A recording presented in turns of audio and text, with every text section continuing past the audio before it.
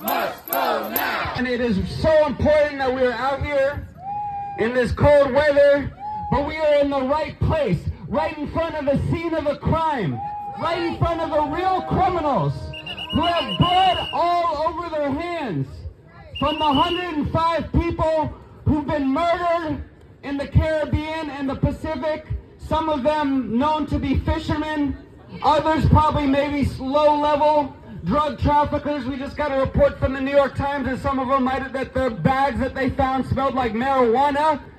This is who they're murdering in the Caribbean, and now they've escalated to a whole other level, invading Venezuela, kidnapping the president of that country. We've heard from people today who have said that this is illegal, and they are exactly right. We also heard from the brother who just spoke, who said even if it was somehow legal, it wouldn't make it right. This is blatant imperialist domination of a country, but it does matter that it is also illegal. They didn't get congressional approval for this, did they? No! It is also a blatant violation of the sovereignty of a country. You are not supposed to just be able to go into another country, take out their leader, kidnap them, fly them back to New York City. You're not supposed to be able to say this is our oil. Ever since World War II, it was well established in international law that the resources beneath another country's soil, the natural resources of a country, belong to that country. Because the days of open colonialism are supposed to be gone, right?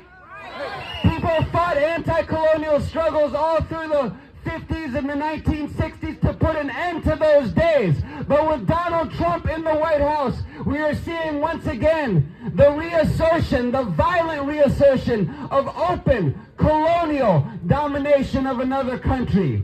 Are you okay with that? No. Are you okay with that? No. Because I watched that press conference. How many of y'all watched that press conference? They were just openly talking about we're going to run that country, right? We're going to run Venezuela, possibly for years. We're going to put boots on the ground. How are we going to pay for this? Well, we're going to use their oil. And you see here, they have flipped reality completely upside down. This is one of the many lies that they have told. One of the big lies the brother just addressed was about narco-terrorism. We all know that's complete bullshit. Venezuela is not producing fentanyl. The people in the Caribbean are not trafficking it. And even if they were, they've been denied due process and they've just been murdered. But the other big lie that they told was that Venezuela is stealing the United States' oil. Now, you might wonder, how the fuck did our oil get under their soil? I don't know if any of you guys know about this, but do you know how the first United States oil concessions were granted? The first oil interests of the United States in Venezuela? Anyone know the history of this? Tell us, remind us. In 1908, the United States backed a coup in that country. Sound familiar? They backed a coup in that country and put in power someone named Juan Gomez, who for 30 years tortured the people of that country. And he was the one who gave the first oil concessions to what became the oil companies of Chevron and Exxon. So there's the United States, Trump, Hegseth, Rubio, all these criminals, all these fascists are claiming that Venezuela has been robbing U.S. oil. But the reality is exactly the opposite. The United States has been plundering the country of Venezuela for over 100 years. And now they want to do it again. And as Andy Z importantly put it, this is not only about literally taking the oil to be used in the cars of Americans or something like this.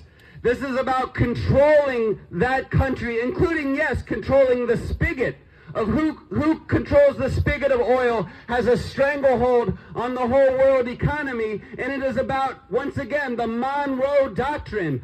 open domination of Latin America and keeping out your rivals. Who are the rivals of the United States imperialists? Well, right now, if you don't know, China is the main country that trades with South America now.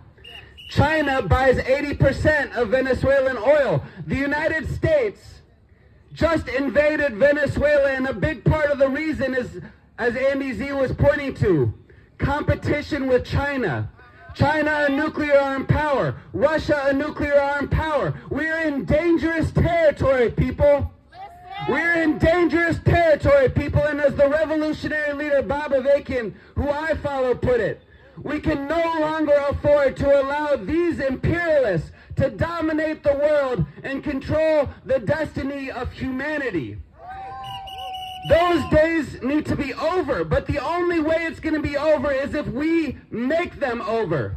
So I got two challenges for you, because it is so out in the open. It is so out in the open what is going on. They just illegally invaded a country, threatened to take over their oil, threatened to occupy it for years. The real question to everyone in this country is, what are you going to do about it?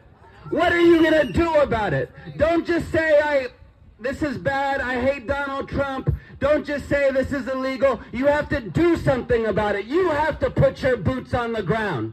You have to put your boots on the ground. Number one, that means joining with Refuse Fascism. It means joining with Refuse Fascism, calling forth the millions and millions and millions of people in this country who refuse to live in a fascist America, where they can label anyone in this country as well a terrorist, put you on a list, throw you in a prison, if not send you to CICOT in El Salvador to torture you. This is where things are going. They've already labeled Antifa domestic terrorists. There you go. We are all Spartacus. No, we have to have each other's backs. It's very important. An injury to one is an injury to all. Am I right? An injury to one is an injury to all. Okay, and number two, now is the time to ask the deeper question about what kind of system it is that goes around the world raping and plundering and murdering, so that a tiny class of capitalists can accumulate wealth off the backs of the masses of people all over the world. Once again, as a number of people have said, this is not the first regime change that the United States has perpetrated. 100 interventions in Latin America. Do you know about Jacobo Arbenz in Guatemala in the 1950s? Do you know about Salvador Allende in Chile in 1973? And let's spin the globe. Do you know about what happened to Patrice Lumumba in the Congo? Do you know about Mossadegh in Iran? The United States, this is standard operating procedure for the United States. Donald Trump is just doing it even more blatantly and with even more domestic repression, which matters, which we have to defeat. But we also have to call out the role that the United States has played for hundreds of years. That Monroe Doctrine was written in 1823. Then they stole half of Mexico. Then the U.S. Marines went into Haiti in 1915 and literally took the money out of the central bank in Haiti and brought it back to Citibank.